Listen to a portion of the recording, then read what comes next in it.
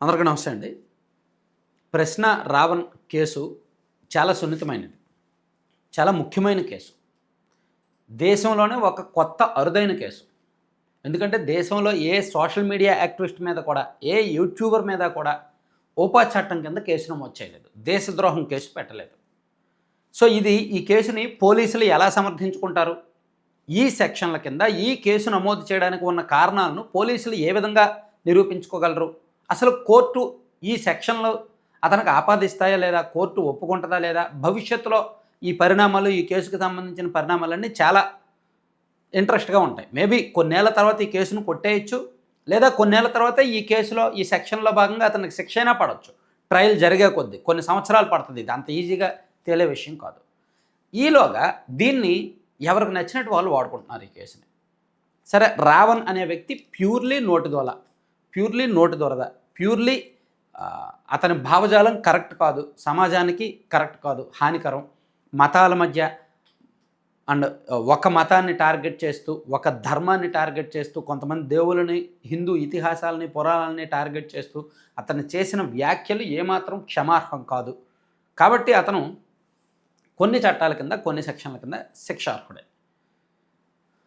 So ఈ subject కాసేపు పక్కన పెడితే, రావణ్కి తెర వెనక ఎవరున్నారు, రావణ్ని ఎవరు ప్రోత్సహిస్తున్నారు, రావణ్కి ఎవరు డబ్బులు ఇచ్చి మాట్లాడిస్తున్నారు అనేది పోలీసుల పని. పోలీసులు ఛేదిస్తున్నారు. ఆల్రెడీ రావణ్ రిమాండ్ ఖైదీగా ఉన్నాడు కాబట్టి అతన్ని పోలీసులు కస్టడీలోకి తీసుకొని అతని ల్యాప్టాప్లు, అతని బ్యాంక్ అకౌంట్ డీటెయిల్స్, అతని మొబైల్ ఫోన్స్ అన్నీ కూడా వెరిఫై చేసి రికార్డెడ్గా ఆధారాలతో సహా ఏమున్నాయో అది చెప్తారు. ఈలోగా కొన్ని మీడియా ఛానళ్ళు దురద ఆపుకోలేకపోతున్నాయి. సరే, ఏ యూట్యూబోడో, ఏ సోషల్ మీడియా వాళ్ళో ఏదో ఒకటి చెప్పారంటే వ్యూస్ కక్కుర్తి కోసం చెప్పారు అనుకోవచ్చు. కానీ మెయిన్ స్ట్రీమ్ మీడియాకి ఏంటి ఇంత నిర్లక్ష్యం, ఇంత దారుణం, ఇంత చిల్లర థంబ్నెయిల్స్, చిల్లర వార్తలు చెప్పాల్సిన అవసరం మెయిన్ స్ట్రీమ్ మీడియా వాళ్ళకేంటి? పర్టికులర్గా కొన్ని మీడియా ఛానళ్ళు, ఉదాహరణకి న్యూస్, వాళ్ళు పెడుతున్న థంబ్నెయిల్స్ కానీ, వాళ్ళు ఈ విషయంలో వాళ్ళు చెప్తున్న అంశాలు కానీ కొన్ని తప్పుదోవ పట్టిస్తున్నాయి ఈ కేసుని. ఉదాహరణకు గమన పరారయింది, పరారీలో ఉంది అన్నారు. యాక్చువల్లీ గమన పరారు అవ్వల. ఆ అమ్మాయి నిన్న సాయంత్రం కూడా గన్నవరం పోలీస్ స్టేషన్కి వెళ్ళారు, విచారణకు వెళ్ళారు. ఇంద్రసేన చౌదరి అండ్ గమన ఇద్దరు కూడా నిన్న సాయంత్రం గన్నవరం పోలీస్ స్టేషన్కి విచారణకు వెళ్ళారు. వెళ్తే ఇంద్రసేన చౌదరిని పోలీసులు విచారించారు. గమనాన్ని మాత్రం సాయంత్రం 6 గంటల తర్వాత విచారించకూడదు కాబట్టి ఆమెను పంపించేశారు. పంపించేసి ఈరోజు సోమవారం రమ్మని చెప్పారు. ఈ వార్త ఈనాడులో వచ్చింది. ఈనాడు మెయిన్ ఎడిషన్లో ఈరోజు వచ్చింది, కావాలంటే చూడండి. గమన పోలీస్ స్టేషన్ విచారణకు వెళ్ళారు అని. కానీ అక్కడేమో మహా న్యూస్లోనేమో ఆమె పరారైంది, ఆమె అటువంటిది ఇటువంటిది అని రాస్తున్నారు. అది తప్పు. అండ్ మేబీ ప్రశ్న రావణ్ వెనక ఆమె ఉంటే ఉండొచ్చు కాక, ఆమె ఎవరు ఏంటి అనేది కొంచెం పర్సనల్గా ఇంట్రెస్ట్ ఉంటుంది కాబట్టి ఇన్వెస్టిగేట్ చేస్తే చేయొచ్చు కాక, న్యూస్ ప్రజెంటేషన్ చేస్తే చేయొచ్చు కాక. కానీ ఆమె సంబంధం ఏంటి, ఆమె రిలేషన్ ఏంటి, దీన్ని పదే పదే ఒకే పదాన్ని చుట్టూ తిప్పి అక్కడ ఉన్న వాళ్ళు, యాంకర్లు, వాళ్ళు వీళ్ళు మాట్లాడడం తప్పు. అసలు ఆ అమ్మాయి గురించి పర్సనల్ అంశాలు ఒక పరిధి వరకు మాట్లాడాలి, ఈ కేసు పరిధి వరకు మాట్లాడాలి. పర్సనల్ రిలేషన్స్ ఏముంటాయి ఎవరికెందుకు? ఎవరు కాదు కదా, ఎవరు వ్యవహారాలు వాళ్ళకు ఉంటాయి. సో ఆ విషయంలో పర్సనల్స్గా ఎవరికి వాళ్ళకు వదిలేయాలి. దాన్నే పట్టుకొని లాగి అమ్మాయి ఇటువంటిది అటువంటిది అని చెప్పడం కరెక్ట్ కాదు.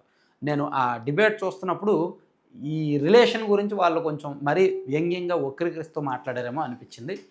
అండ్ మరొకటి, ఆమె ఆ ఛానల్ CEO, ఈ రావణ్ అనేవాడు కేవలం ఎంప్లాయీ మాత్రమే అనేటట్టు వాళ్ళు చెప్పారు. కాదు, కావాలంటే మీరు రికార్డ్స్ చూడండి. ప్రశ్న మీడియా ప్రైవేట్ లిమిటెడ్ అనే ఒక కంపెనీని వాళ్ళు 2023 ఆగస్టులో ప్రారంభించారు. ప్రశ్న మీడియా ప్రైవేట్ లిమిటెడ్ అనే కంపెనీ.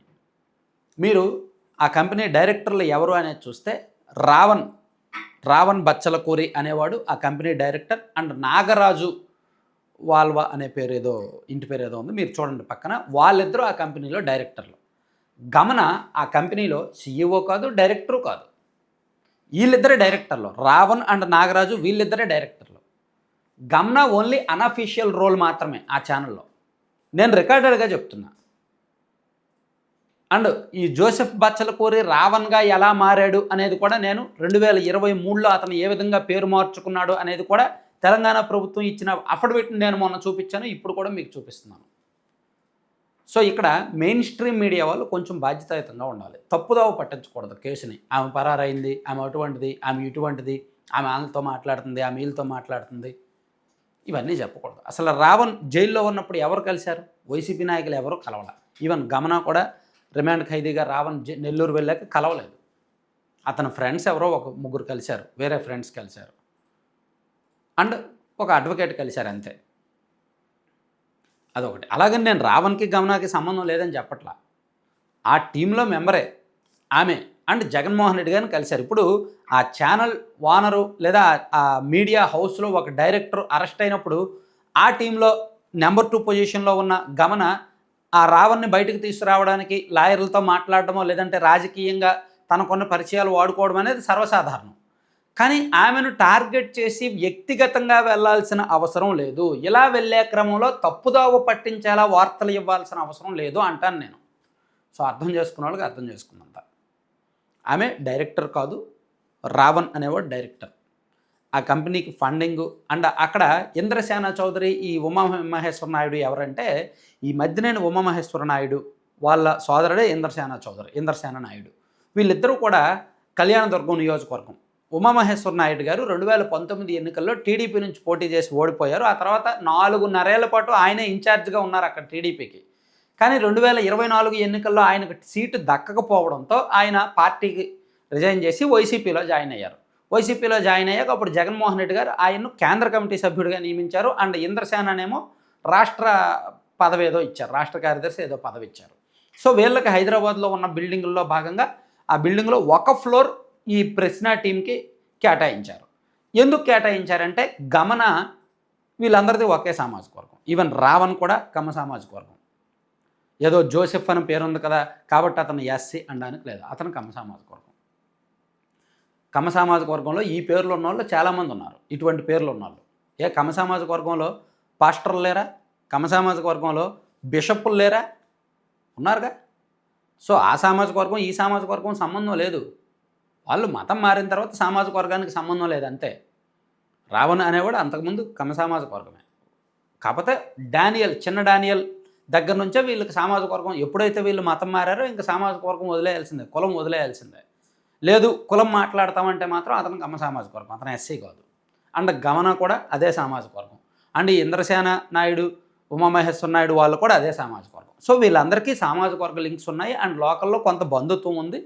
తద్వారా ఆమె వాళ్ళని అప్రోచ్ అయ్యి, అంటే ఏంటంటే అనఫీషియల్ రోల్ ఆమె పోషిస్తోంది.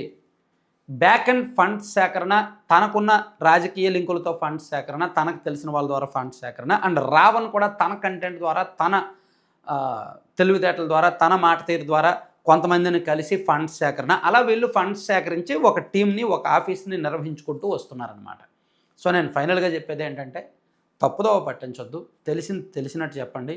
ఇంకొక అభ్యంతరకరం కూడా అంటే వాళ్ళు ఏది రాంగ్ ఫీడ్బ్యాక్ కొంత ఉంది చాలా. అక్కడ 4 ఛానళ్ళు అన్నారు, 4 కాదు, వాళ్ళు నిర్వహిస్తున్న 2 ఛానళ్ళే, గలం అండ్ ప్రశ్న, ఈ 2 ఛానళ్ళు. ఎందుకంటే ప్రశ్నలో ఏదో ఒక వీడియోకి బాగా రిపోర్ట్లు కొట్టారని చెప్పి అప్పుడు వాళ్ళు వేరే ఛానల్ స్టార్ట్ చేశారనమాట. సో అంతకుమించి ఇంకేమీ లేదు. సో గమనాకి వైసీపీ వాళ్ళతో పరిచయాలు ఉన్నమాట వాస్తవం. ఎవరైనా యూట్యూబ్ ఛానల్ నడుపుతున్నప్పుడు 1,00,000 మందికి పైగా సబ్స్క్రైబర్స్ ఉన్నప్పుడు ఆటోమేటిక్గా పొలిటికల్ పరిచయాలు వస్తాయి. ఆ పరిచయాలను వాళ్ళు సుదీర్ఘకాలం వాడతారా, డబ్బుల కోసం వాడతారా, రాజకీయాల కోసం వాడతారా, ఎవరిష్టం వాళ్ళది. వీళ్ళు డబ్బుల కోసం అండ్ రాజకీయాల కోసం వాడారు.